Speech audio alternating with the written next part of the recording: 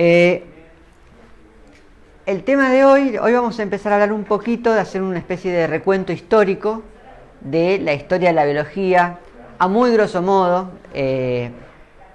Hoy vamos a tratar de cubrir desde la antigüedad hasta el siglo XIX y mañana vamos a pasar, digamos, completar el siglo XIX y ver siglo XX y lo que hay del siglo XXI. Junto con eso, lo que también quiero introducirles son las dos grandes, yo creo que son las dos grandes teorías unificadoras de la biología, ¿sí? La biología, con toda su diversidad de disciplinas y toda la diversidad biológica que hay en la Tierra, tiene grandes temas comunes. Y esos grandes temas comunes, cuando se plantearon, fueron muy revolucionarios porque permitieron aunar un montón de cosas que iban por separado dentro de un mismo marco teórico. Y esos marcos teóricos son aún hoy los marcos que guían casi todas las visiones de la biología, y esos son los marcos que les sirven a ustedes para tratar de entender y trazar puentes y uniones y conexiones entre todos los distintos aspectos de la biología, que son un montón, ¿sí? Entonces, más allá de que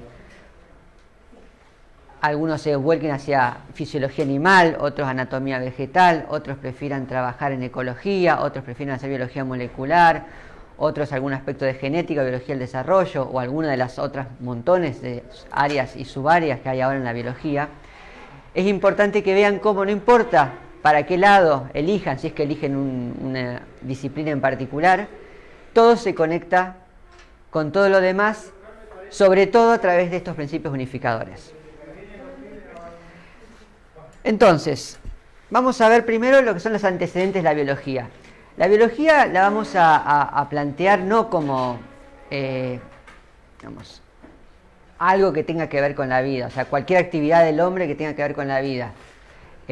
Vamos a hablar un poco de la biología, como lo vimos la clase pasada, en el sentido de como ciencia, como sistema y como método, ¿sí? Digamos que los antecedentes a las observaciones biológicas vienen de la época, digamos, de las primeras épocas en que los seres humanos empiezan a moverse de un modo inteligente y a aumentar su capacidad cognitiva y asociativa, y tienen que ver con la asociación de la observación de la naturaleza. Eso es porque el ser humano empieza a observar su alrededor y empieza a encontrar que hay fenómenos naturales que se van repitiendo, ¿sí? Por ejemplo, como decíamos la otra vez, el sol sale todos los días. Cuando se nubla, lo más probable es que llueva. Muchas veces cuando llueve caen rayos. Los rayos a veces generan incendios.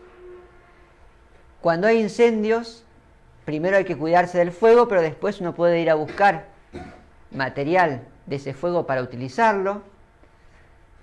Los animales actúan distinto en esos casos. Hay toda una serie de patrones que a lo largo de la vida de los humanos se iban observando y se iba notando cierto nivel de repeticiones, ¿sí? ¿Y por qué es importante la repetición? Porque si ustedes observan, como dijimos el otro día con las inferencias inductivas, que todo el tiempo que algo sucede, que sucede A, después sucede B, ustedes pueden empezar a predecir una vez que suceda A, que B va a suceder, ¿sí? Entonces, los humanos empiezan a predecir que cuando se nubla va a llover, empiezan a predecir que cuando sale el sol va a hacer calor, empiezan a predecir que bajo ciertas circunstancias ciertos animales o ciertas plantas se comportan de maneras particulares, y eso les permite actuar en consecuencia y anticiparse en vez de estar todo el tiempo reaccionando a lo que su entorno les ofrece. Y eso conduce, lenta pero marcadamente, a avances culturales clave de la civilización humana, que es la apropiación y domesticación del fuego. Primero, la capacidad de darse cuenta que es el fuego y sus utilidades, no solo temerle al fuego, sino aprovecharlo, dónde conseguir fuego, cómo hacer fuego, y mucho más adelante, junto con todo el desarrollo de habilidades tecnológicas como el trabajo de la piedra, la creación de herramientas, empieza a aparecer las primeras domesticaciones de plantas, es decir, la capacidad de utilizar esta capacidad de predicción para, en vez de depender de lo que el entorno puede ofrecer, empezar a generar entornos predecibles. Entonces, en vez de salir caminando a ver si uno encuentra el árbol frutal o la planta que da granos, se empiezan a, observando que los granos dan lugar a plantas, juntar esos granos, plantarlos en lugares conocidos cercanos y, sabiendo los ritmos naturales de las temporadas, cuidar ese plantío para lograr que el producto de esas plantas, en vez de tener que ir a buscarlo y sin saber si uno lo va a encontrar o no, y compitiendo con todos los otros consumidores de esas plantas, está en un lugar conocido y controlado.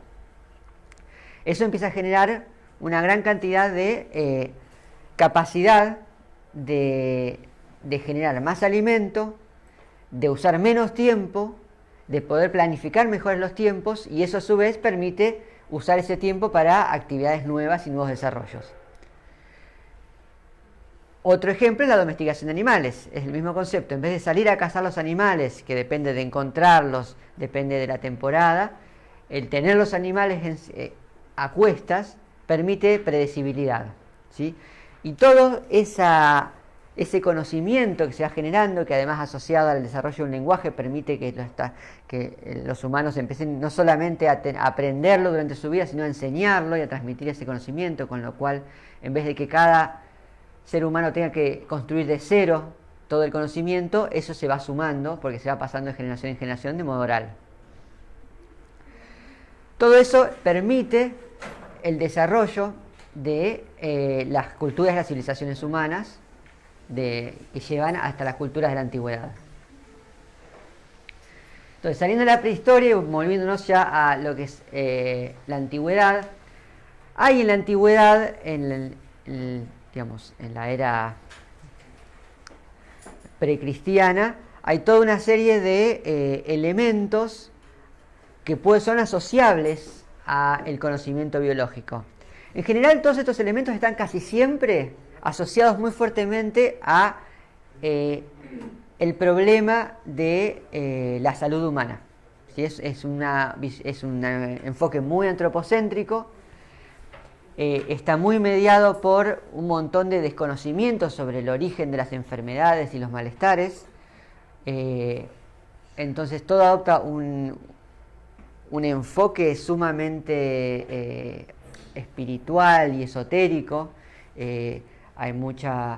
Se asocia mucho las enfermedades con entidades sobrenaturales, y por lo tanto la cura de las enfermedades también se asocia a el tratamiento de entidades sobrenaturales, que son típicamente los formatos mágicos, ¿no? De distintos formatos mágicos que, sin embargo, pese a no ser lo que hoy consideramos científicos, empiezan a conformar disciplinas que también son enseñadas y que empiezan a tener ciertos sistemas y ciertos cúmulos de conocimiento, y donde los magos son los primeros en acumular algún tipo de conocimiento asociado a la medicina, ¿sí? De hecho, tanto la palabra mago como la palabra mago viene del latín y viene del indoeuropeo, y tiene que ver con estas cuestiones de conocimiento. O sea, el mago no era solamente el que hace trucos de magia, sino el que tenía un conocimiento. También está asociado, por ejemplo, la palabra en inglés que se usa para mago o hechicero, que es wizard, viene de wise, que viene de sabiduría. De hecho, los reyes magos en inglés son los 3 hombres sabios. Y hay toda una asociación muy fuerte entre el conocimiento y la magia. Los antiguos médicos, que muchas veces eran magos y muchas veces eran clérigos y sacerdotes de sus religiones, practicaban mucha medicina era medio lo que salía, ¿no? Había cosas que funcionaban, otras cosas que no. No había mucha cuestión sistemática.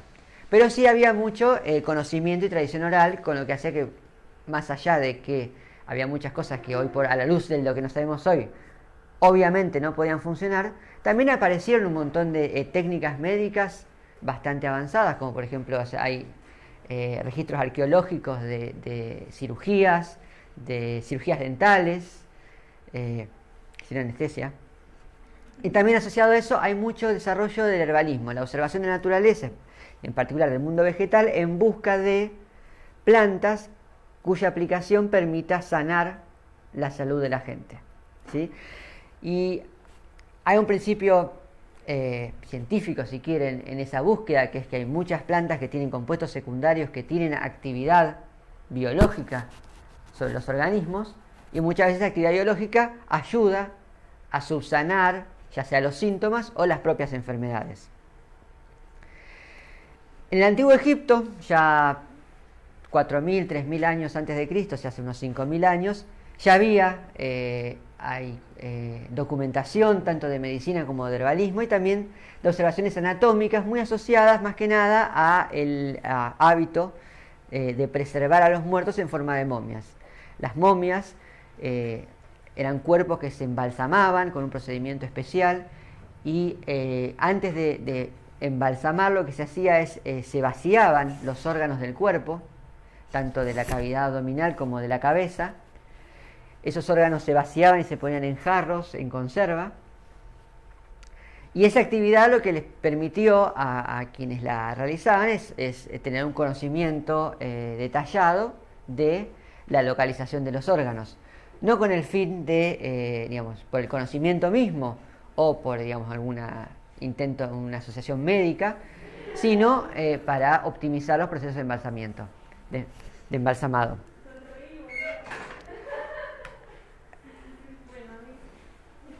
Más o menos por esa época, también en el desarrollo de la civilización en Mesopotamia, empieza a aparecer conocimientos de fisiología y anatomía asociados, y también de comportamiento animal.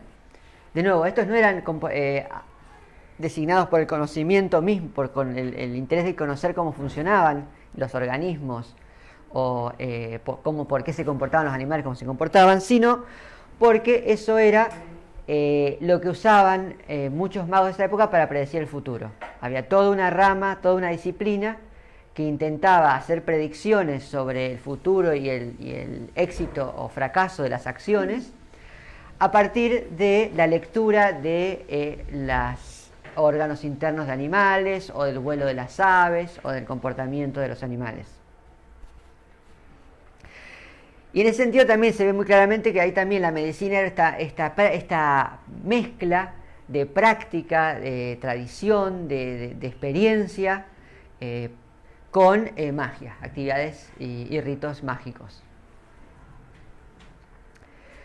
Por otro lado, en China, que está como más lejos de la tradición occidental, que es la tradición que típicamente guía nuestros resúmenes históricos y nuestra visión, hubo todo un desarrollo también muy fuerte de la medicina, también basada en principios, en los principios de lo que llama la medicina china tradicional, que la medicina china tradicional sobrevive hasta ahora. Incluso hoy día se utiliza, no solo se utiliza, sino que además en China se está utilizando mucho a nivel académico. En la China actual hay muchísimos trabajos de investigación científicos, ¿no?, con metodologías que tratan de asociar los conocimientos de la medicina tradicional china con los principios mecanísticos de la bioquímica y la farmacéutica y de la biología celular y molecular actual.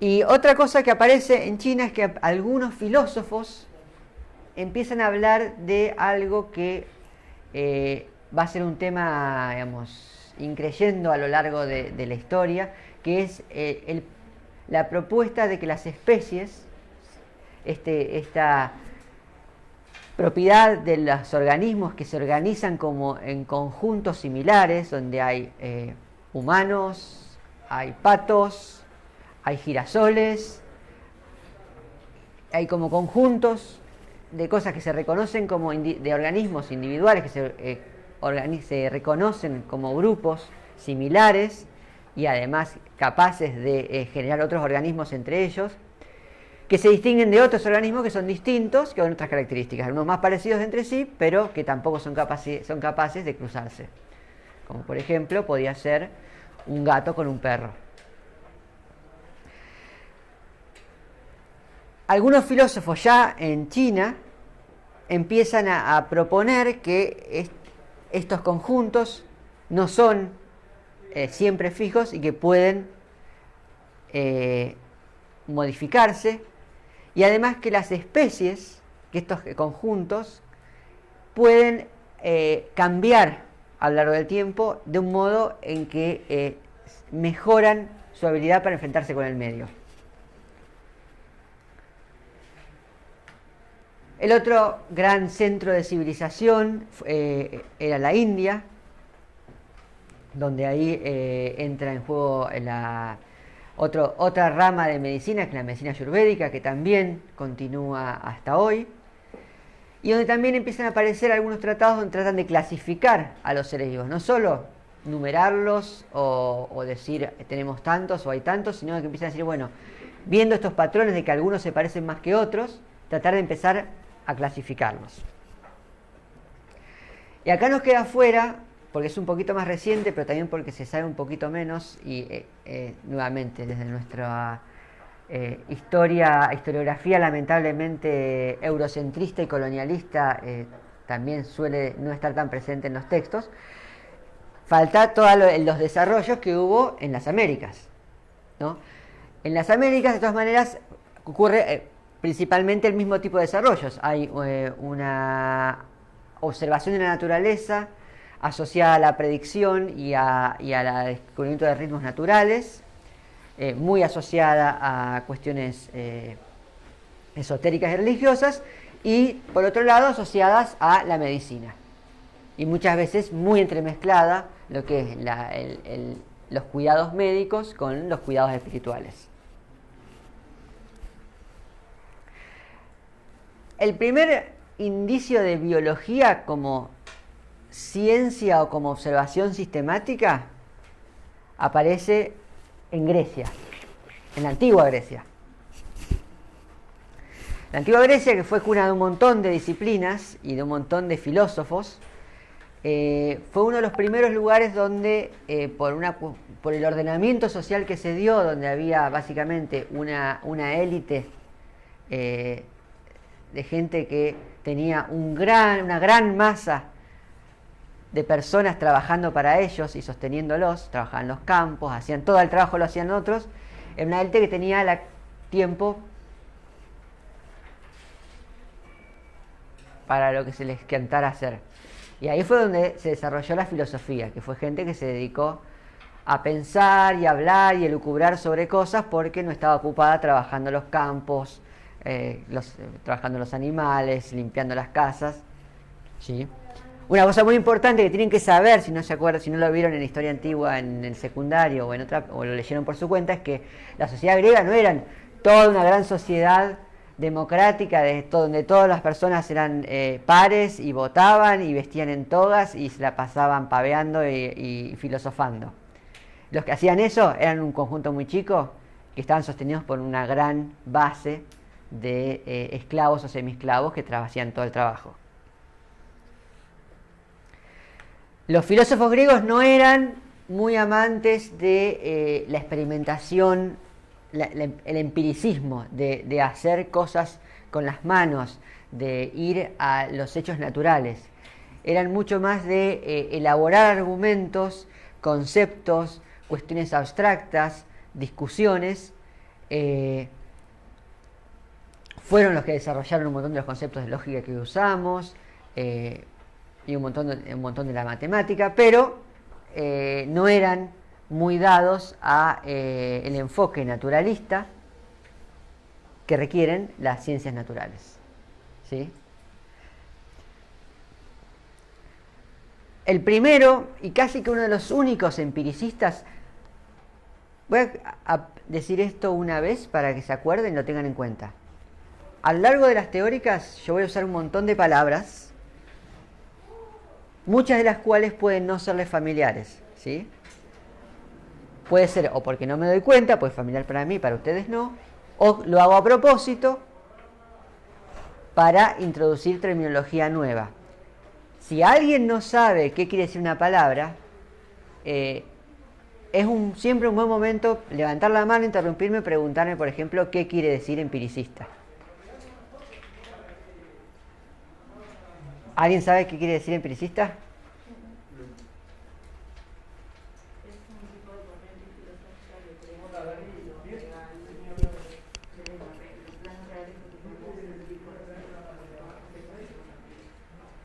Correcto. El empiricismo es una manera de ver el mundo que dice que uno tiene que interactuar con los sentidos, con la realidad, que no alcanza con cuestiones conceptuales, con cuestiones abstractas, ¿sí? Entonces, cuando uno dice que alguien es un empiricista, básicamente lo que dice es que hace las cosas con la práctica, que hace experimentos, que trata de comprobar principios o propuestas o explicaciones de alguna manera física, interactuando con los sentidos y con el entorno. Y eso se diferencia, por ejemplo, de las posturas que son mucho más basadas en la lógica, en el pensamiento, en la conceptualización, en la retórica. Las ciencias naturales son eminentemente empíricas, con lo cual, en un mundo donde nadie le gustaba el empiricismo, no había mucho basamento para ciencias naturales. Y en ese sentido, Aristóteles fue uno de los primeros empiricistas. Aristóteles fue un discípulo de Platón y fue, podría decirse que fue el padre o el abuelo de la biología, porque fue la primera persona que dejó registrada investigaciones sistemáticas sobre las causas y la diversidad de la vida. Entonces, Aristóteles lo que hace es, va a observar, va a describir la naturaleza y la va a tratar de clasificar y ordenar. No ordenar físicamente, sino ordenar conceptualmente. Y lo que tiene interesante es que al hacerlo, muchos otros habían hecho esto antes, pero lo que trata de hacer es buscar un marco general que unifique esas clasificaciones y además sigue un método, ¿sí? No es el método científico que vimos la otra vez. Se dice que Aristóteles no era científico, pero eso se dice en función de que uno acepta que solamente sea científico lo que sigue el método científico hipotético deductivo. Pero en realidad se podría decir que el método de Aristóteles también se sigue usando hoy día en muchas disciplinas. Y podríamos decir que fue casi el único protobiólogo de la antigüedad. Y una cosa muy importante es que muchas de las ideas de Aristóteles siguen vivas hoy día. No necesariamente válidas, pero sí siguen vigentes.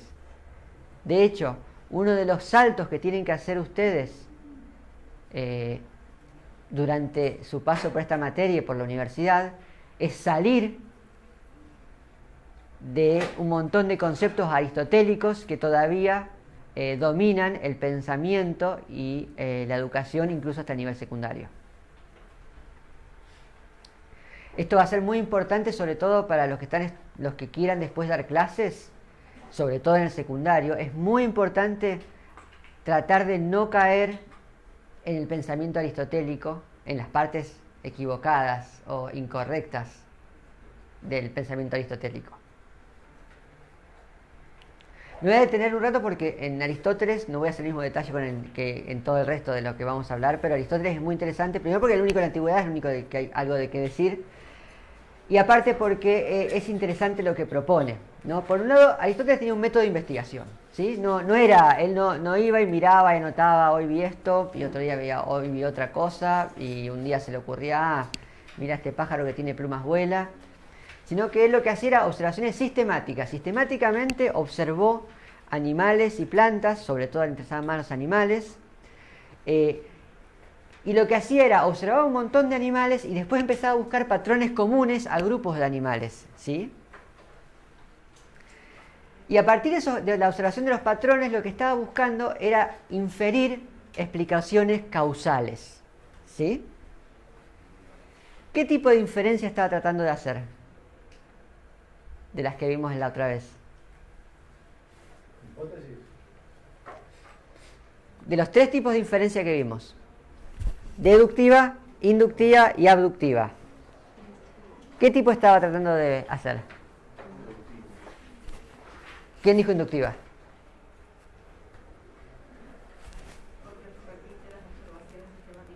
Repite las observaciones sistemáticamente. ¿Quién dijo abductiva? ¿Cuál era la diferencia entre inducción y abducción? ¿Se acuerdan?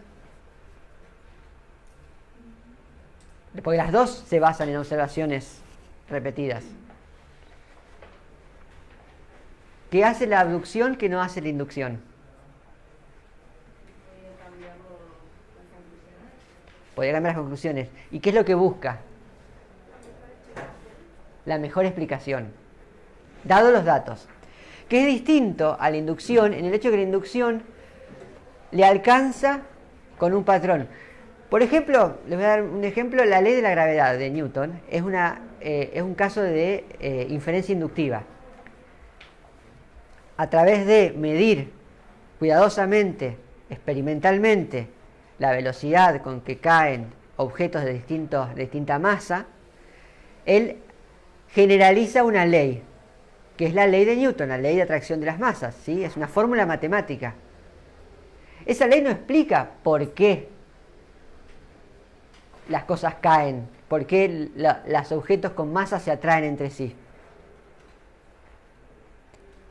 Solo lo único que hace es describir cómo siempre sucede, digamos, las reglas. La inducción generalmente busca a partir de la regularidad reglas generales. La abducción busca mecanismos de causa-efecto. Entonces, en este caso, Aristóteles está moviéndose más, como él está buscando causas y explicaciones, se está moviendo de un modo más parecido a la inferencia abductiva. Tengan en cuenta que muchas veces los marcos que nosotros usamos para clasificar, como Aristóteles pensaba, no existían en la época de Aristóteles. O sea, él hacía lo que hacía. Él no estaba pensando en esto será inducción, será abducción. Pero nosotros, desde nuestro marco clasificatorio de los tipos de inferencia, podemos hacer eso. Eso es un análogo a lo mismo que hablaba el otro día, de que la naturaleza en sí no tiene, clasificaciones intrínsecas, ni órdenes, ni categorías, sino que todo eso lo aplicamos nosotros a posteriori para ordenar nuestro pensamiento y nuestra comprensión. Aristóteles sacó un montón de datos de pasarse 2 años describiendo animales en la isla de Lesbos, que es una isla que está bastante cerca de, si están en Europa, Grecia está todo por acá, y esta estaba bastante cerca de lo que ya era Turquía. Este es un mapa de la isla de Lesbos de casi el año 1600. Él trabajó principalmente en esto que se llama la laguna de Pirra, en ese momento. Esta laguna es una laguna no como las lagunas de acá, sino que es lo que llama, son las lagunas de marinas, son ingresos de mar, y por lo tanto son de agua salada y tienen muchos animales marinos. De hecho, él trabajó muchísimo con animales marinos, y se lo considera, si alguien decide que no es el padre de la biología, por lo menos es el padre de la biología marina. Fue uno de los primeros que dijo que los delfines y las ballenas no eran peces.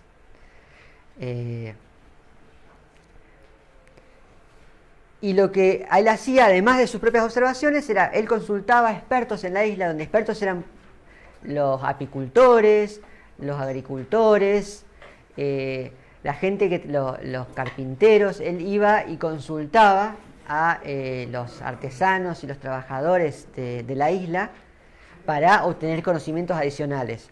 Y por último también usaba reportes que encontraba de viajeros, ¿no? Con las inexactitudes que en esa época podían llegar a tener esos reportes. Y él lo que buscaba eran causas, lo que llamaba las causas. Las causas, que era un término que en realidad también se podría traducir como explicaciones, ¿sí? Las explicaciones, él las clasificó en 4 grandes tipos de explicaciones al porqué de algo, ¿sí? ¿Qué es lo que explica algo? Se podía explicar de 4 maneras distintas y complementarias. La primera explicación era la explicación material, o hule. Hule viene de la palabra, es una palabra que significa madera, ¿sí? Y está hablando de la materia que compone a ese algo, ¿sí?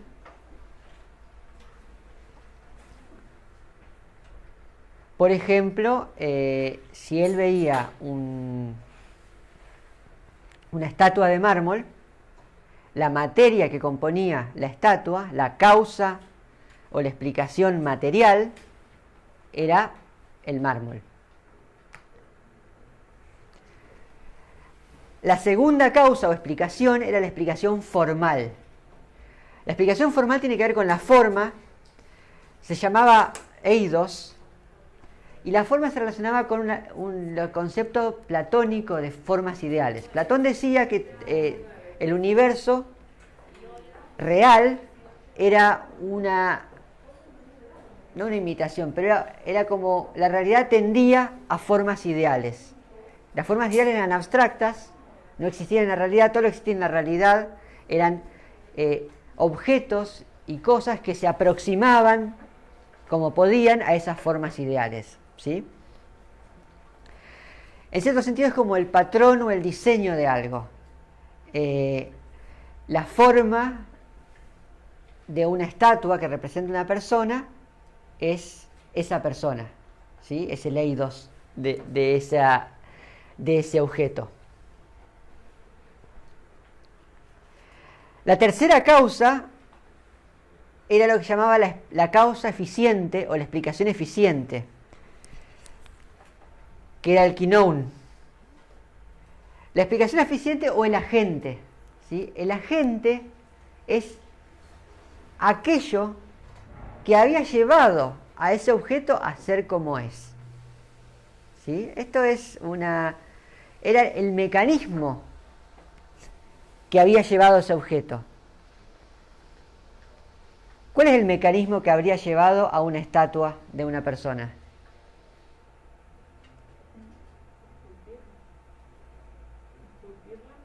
Esculpirla. ¿Quién la esculpe? Un escultor. ¿Con qué la esculpe? Con herramientas.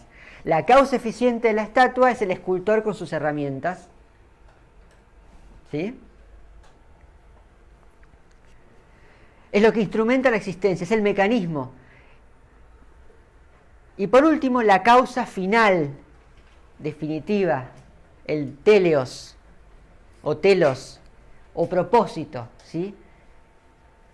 Es la causa, es lo que motiva la existencia de ese objeto. En el caso de la estatua, ¿cuál es su teleos?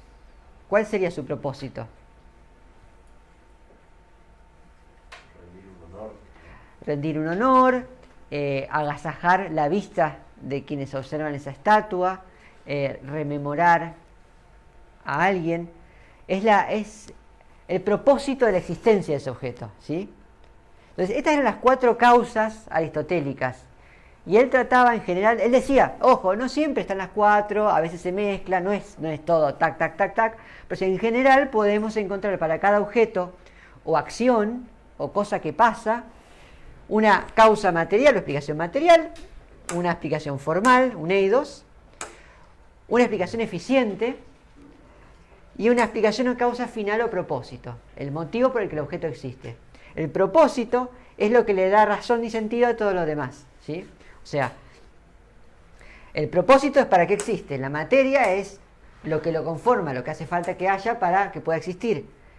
El agente o la causa eficiente es lo que el mecanismo que va a lograr que esta materia adopte el eidos necesario para alcanzar el telos. ¿Sí? ¿Se entiende cómo esas 4 cosas juegan entre sí? Estos eran lo que se llaman, lo van a ver como causas, ¿sí? Estas 4 respuestas, estos 4 tipos de explicaciones. Lo único que nosotros hoy día entendemos como causa es la causa eficiente, ¿sí? El mecanismo.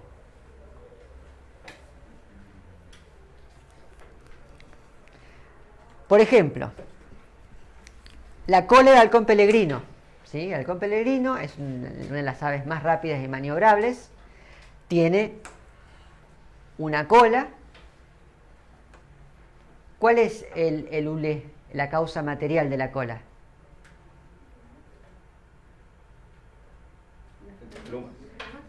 Las plumas, uno puede decir las plumas, si uno se pone más detalle y sabe más de la composición química de las plumas, podrían ser la queratina que compone las plumas, las células que conformaron la queratina. Esa es la causa material. ¿Cuál es la causa formal de las plumas? De la cola, no de las plumas. Esa es más difícil. Es como el timón, funciona como timón, como guía aerodinámica, ¿sí? Si lo piensan, es el componente aerodinámico que hace a su función, ¿sí? La forma que hace que si fuera una forma distinta no podría cumplir esa función y por lo tanto no podría, si no tiene ese eidos, no podría cumplir su propósito, ¿sí? Una cola de lagarto en un halcón no cumpliría su propósito. Por lo tanto, hay un eidos que es el que conduce a ese propósito. ¿Eso no será como el mecanismo? No. ¿La explicación eficiente? No, la explicación eficiente es cómo llegó. A ver, si usamos la analogía de la estatua. La estatua no explica cómo funciona a través de su escultor. Entonces, llevando esa analogía a la cola del halcón peregrino, ¿cuál sería la causa eficiente? Evolución, desarrollo. Ahí va, el desarrollo. O sea, los mecanismos que llevan a que de una única célula del huevo del halcón aparezca un organismo y ese organismo desarrolle una cola con la morfología que tiene la cola y de esa cola emerjan protuberancias que crecen y forman plumas y músculos y órganos que mueven esas plumas para que pueda cumplir su función, esa es la causa eficiente. Entonces, en el caso de los seres vivos, la causa eficiente tiende a ser los mecanismos de desarrollo que llevan a la formación de esa estructura. Y por último, ¿cuál sería el telos de la cola?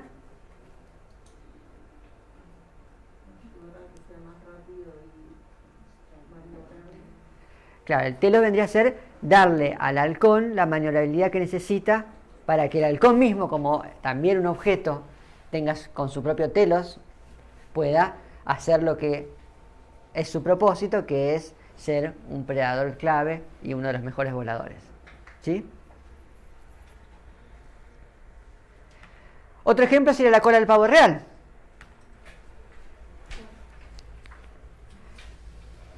¿Cuál es? Comparémosla ahora con la del halcón.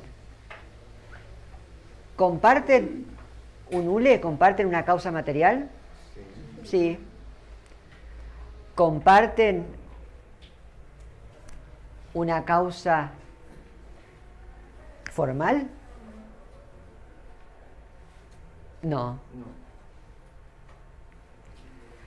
¿Comparten una causa eficiente? ¿Completamente? Y por último, ¿comparten un propósito? No. Entonces, fíjense que hay, si bien uno puede partir, algunas causas pueden ser similares, otras son diferentes para que el conjunto sea diferente porque el propósito es diferente. ¿Queda claro el concepto de las causas aristotélicas y cómo uno las puede aplicar y cómo, si uno las piensa así, tienen sentido? ¿Sí? Otra cosa que Aristóteles hizo fue tratar de explicar todos los procesos vivientes en un sistema que contaba con 5 procesos. Eran 5 procesos que eran como 5 procesos que estaban entrelazados. Uno era el metabolismo, en el sentido más amplio de que sabía que pasaban cosas adentro de los cuerpos, había procesos, transformaciones. Uno ve que los animales comen algo y sacan otra cosa que es totalmente distinta. Uno ve que el aire respirado no es el mismo que el que no sirve para ser respirado nuevamente. Otra observación era que los animales regulaban en muchos casos la temperatura. Había este principio de homeostasis, para él, lo que nosotros hoy llamamos homeostasis, que lo veía solo en la regulación de temperatura, era una característica de los seres vivos, uno de los procesos. Otra cosa que él notaba es que había un procesamiento de información, ¿sí? Los seres vivos tenían una capacidad de sentir algo, una capacidad de procesar esa información que sentían y de hacer algo al respecto, ¿sí? Lo que hablábamos el otro día, la capacidad de respuesta, ya Aristóteles la había notado como una característica de la vida, sobre todo los animales. El cuarto proceso es la herencia.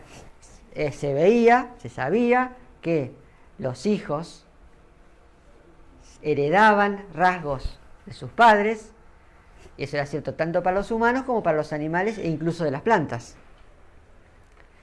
Y por último, el último de los procesos era el desarrollo embrionario, que era esta capacidad de a partir de un huevo generar un animal entero, en los animales que tenían huevo o en los animales, o lo que llamaban la generación espontánea. O sea, había un montón de criaturas que aparentemente emergían de la nada. Uno dejaba un pedazo de carne y emergían por generación espontánea larvas que después se transformaban en moscas, ¿sí? Uno dejaba un vaso con agua y al tiempo empezaban a aparecer cúmulos de plantas minúsculas. El conjunto de estos 5 procesos conforman lo que él llamó el alma de un objeto, una entidad, ¿sí? El alma no es el alma como la entendemos nosotros, pero fue una de las primeras almas en proponerse. El alma, él lo decía que era una propiedad de la sumatoria de los procesos y era una propiedad emergente, ¿sí? Y lo otro que él decía es que el alma era un fenómeno puramente biológico, puramente orgánico. Cuando muere el organismo, desaparece el alma, ¿sí? Él, a diferencia de otros filósofos, no habla o no hace mucho hincapié en un alma inmortal.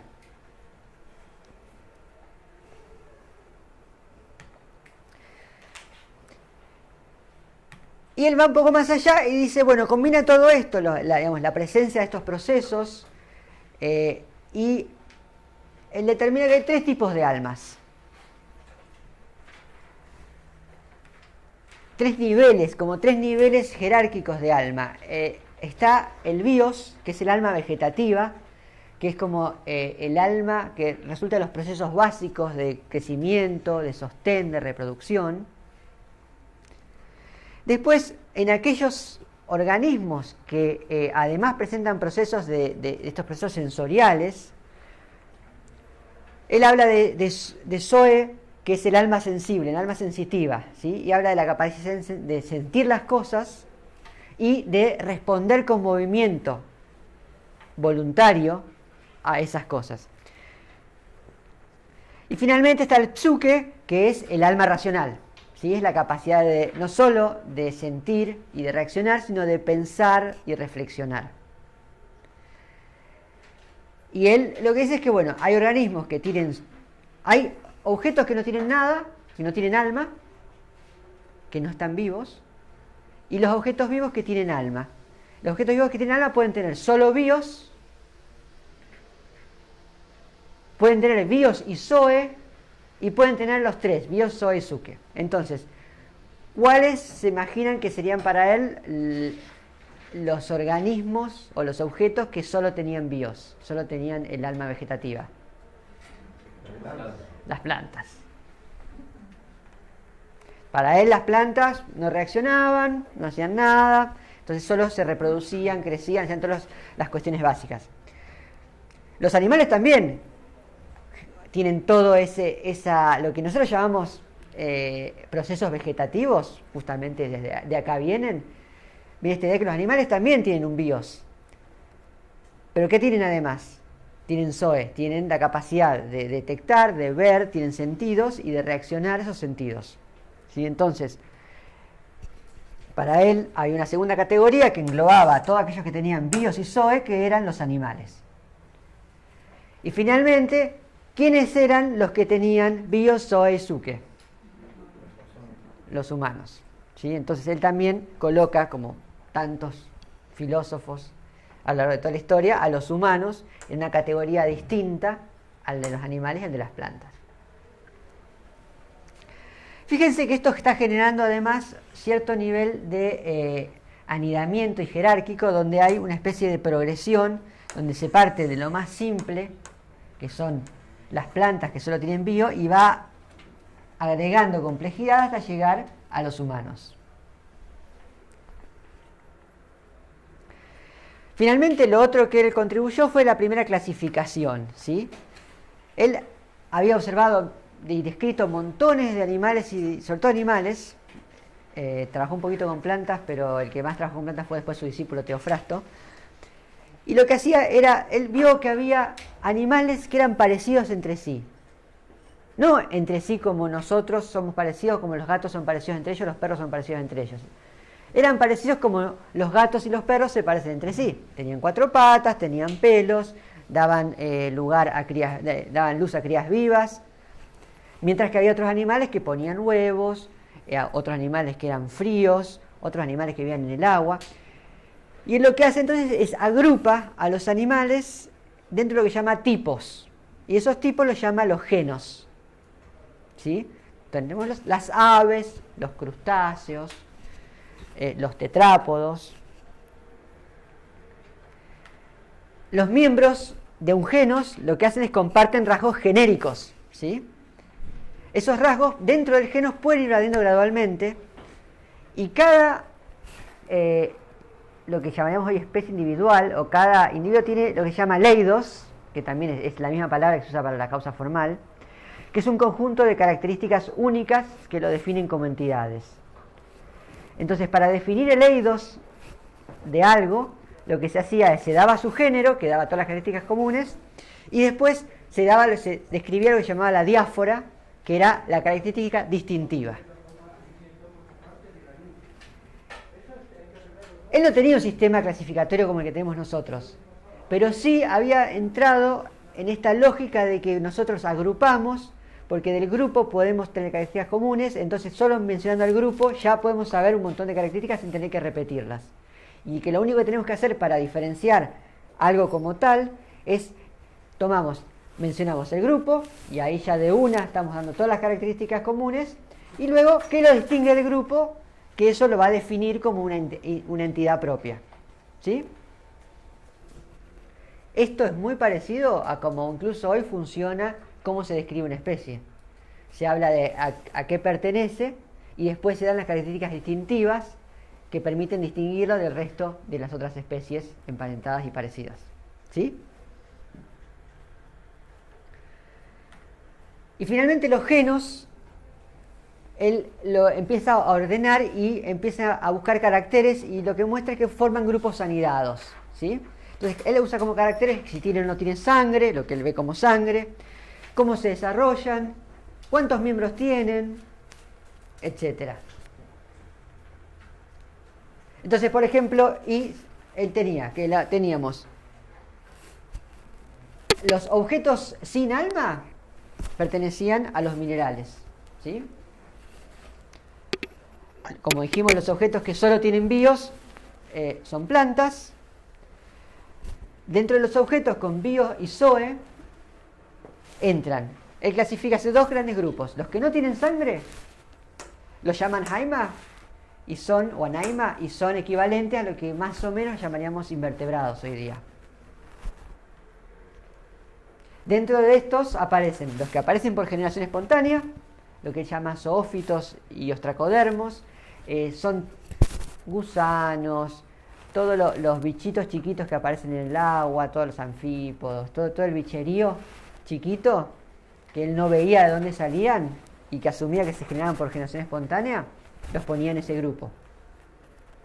Luego estaba lo que llamaba los vermíparos o entomos, y eso tenía que ver con los insectos, pero específicamente con los insectos que tenían larvas, ¿sí? Por eso se llama vermíparos, porque veía que esos insectos ponían huevos y de los huevos, en vez de salir un insecto chiquitito, salían gusanos, que esos gusanos luego se transformaban en los insectos, ¿sí? Estamos hablando de lo que ahora llamamos insectos holometábolos. Después tenía otra cosa que eran los ovíparos imperfectos, ¿sí? Porque consideraba que ponían huevos, pero que esos huevos no eran perfectos. Y ahí estaban casi todos los grandes crustáceos, los cangrejos, los camarones, y los que llamamos los malacodermos, que eran todos lo que nos llamamos ahora los decápodos, los pulpos, las sepias, los calamares. Fíjense, mucho venía de esta tradición en biología marina que él tenía por haber trabajado en la laguna. Y esto es importante porque hace que muchas veces lo que más se trabaja o lo que más hincapié se hace un científico, tiene mucho que ver con dónde está trabajando. Entonces una persona que trabaja en un desierto va a tener una visión muy distinta que una persona que trabaja en una jungla. Sobre todo cuando no se mueven de ahí. Finalmente, tenían los que sí tenían sangre, los enaima o vertebrados, lo que nosotros ahora llamamos vertebrados. Ahí empezó, teníamos primero los ovíparos perfectos, que a diferencia de los imperfectos tenían huevos que él llamaba perfectos. Y ahí estaban los peces, los reptiles, los anfibios, las aves. Y después estaban los vivíparos, que eran los mamíferos cuadrúpedos y los cetáceos. Y finalmente, con las tres almas estábamos nosotros. Una vez más separados.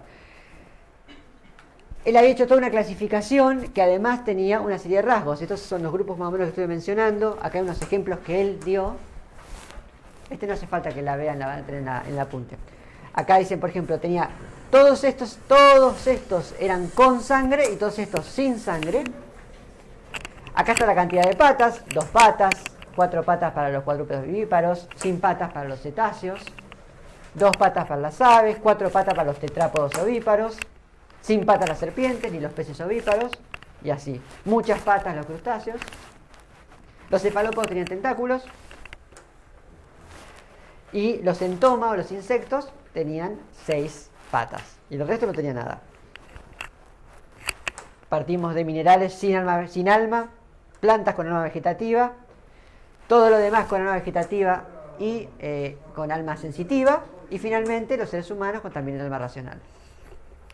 Otra cosa, él tenía toda una teoría asociada a los 4 elementos, donde también ordenaba los seres vivos en sus cualidades de cálido, frío, húmedo y seco asociados a los elementos, ¿sí? Entonces, las cosas cuanto eran más frías y secas estaban asociadas a la parte más baja de esta escalera, y acá empiezan a aparecer las cosas más cálidas y húmedas. Entonces las cosas cuanto más cálidas y húmedas eran, más cercanos a los humanos estaban. Esto lo que genera, así como lo ordena él, así como se los muestro yo, con el ser humano como el elemento final o lo más lo que tiene más complejidad de alma, de mecanismos, lo que genera es lo que llama la escalera natural o la gran cadena de la existencia, ¿sí? Básicamente lo que propone es que él propone 11 escalones para los animales, donde los humanos están arriba de todo, y después siguen cuadrúpedos peludos, que son los mamíferos, el resto de los mamíferos, salvo los cetáceos, las aves, el resto de los tetrápodos, peces, malacodermos, que son todos los crustáceos, no los crustáceos, sino los pulpos y otros cefalópodos, los crustáceos, los insectos, lo que llaman los otracodermos, que son todos los bichos con algún tipo de concha, y los zoófitos, que es todo el resto, de todo el gusanerío y bicherío chiquito, que para él era lo más bajo en la escala zoológica. ¿En qué, o sea, el animal, ¿cómo se llama? El ornitorrinco? No conocí el ornitorrinco. Los ornitorrincos son de Australia. Nadie, hasta que se colonizó, los europeos llegaron con su ciencia europea hasta Australia, nadie conocía el ornitorrinco. Por lo tanto, el ornitorrinco no figuraba en este esquema.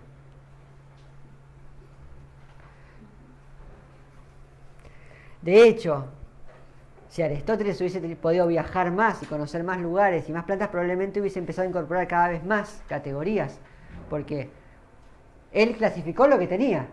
Con esto le alcanzó bastante bien. Él mismo decía, bueno, no todo encaja bien, esto es más o menos a grandes rasgos, ¿sí? Él ya decía que no todo era blanco-negro. Esta escala natural, esta idea de que partimos de cosas muy básicas, simples, chiquitas, bastante babosas y viscosas, y vamos ascendiendo escalón por escalón en la escala natural hasta llegar a los humanos, fue la idea que permeó la concepción cultural hacia la naturaleza desde Aristóteles hasta ahora, y la sigue permeando. ¿Por qué él pensaba que los cetáceos estaban más arriba de que las aves? ¿Por qué criterio? Porque el cetáceo era cálido y húmedo, al igual que las aves, pero las aves era algo seco, tenía elementos secos que los consideraba algo más asociado a escalas inferiores. Por otro lado, él reconoció que los cetáceos estaban muy emparentados con los tetrápodos vivíparos, ¿sí? O sea, él básicamente se dio cuenta que por más que tengan forma de pez, que por más que su eidos sea más similar al eidos de los peces, las ballenas y los delfines no estaban ahí, estaban mucho más cerca de los tetrápodos vivíparos. Él no planteaba nunca planteó nada de evolución, ni transformación, ni nada de eso, ¿no? Él solo clasificó, él pensaba que todo se había creado de esa manera, en ese orden, porque alguien dijo, bueno, el creador dijo, hay que hacer las cosas con un cierto orden, y este es el orden que eligió.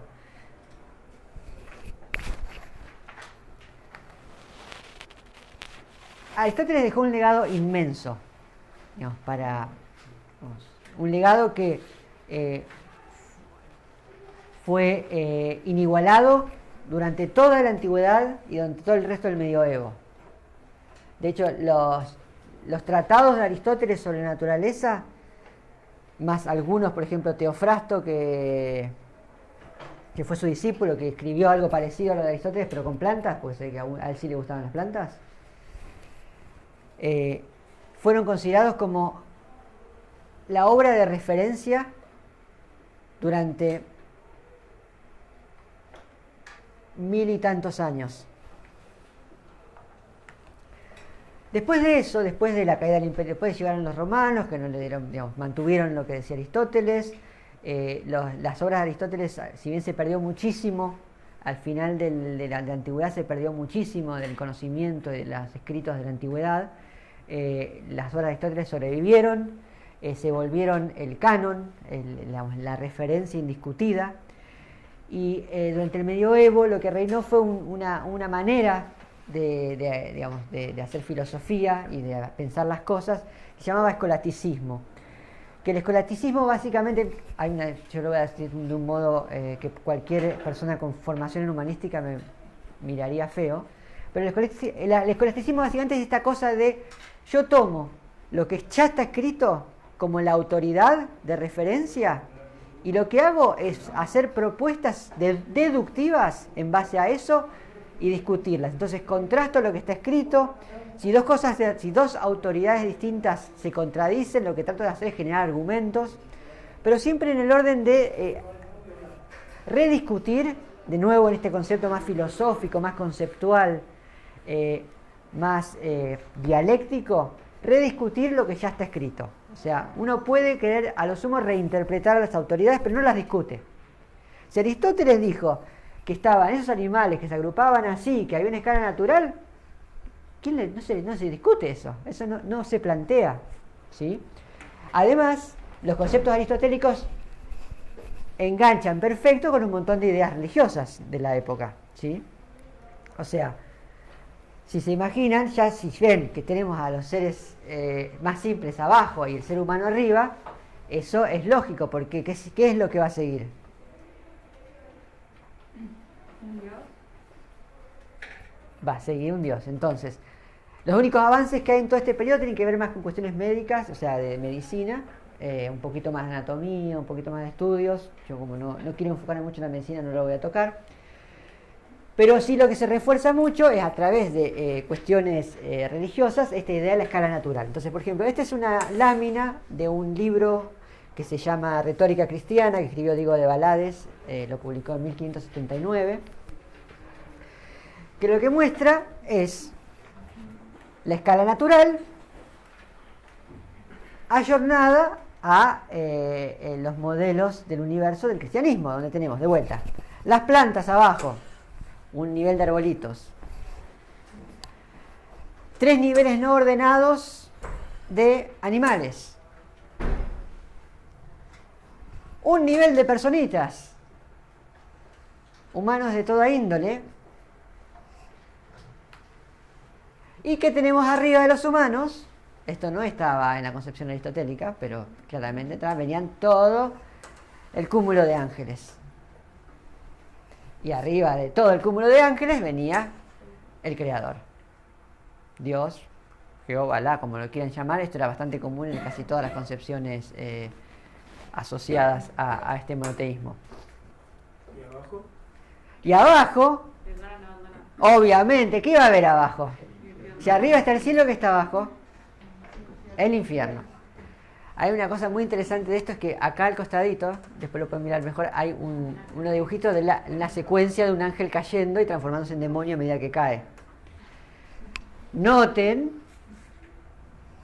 que no hay ángeles subiendo, con lo cual uno asume que si cada tanto se cae un ángel al infierno y nunca sube nadie del infierno al cielo,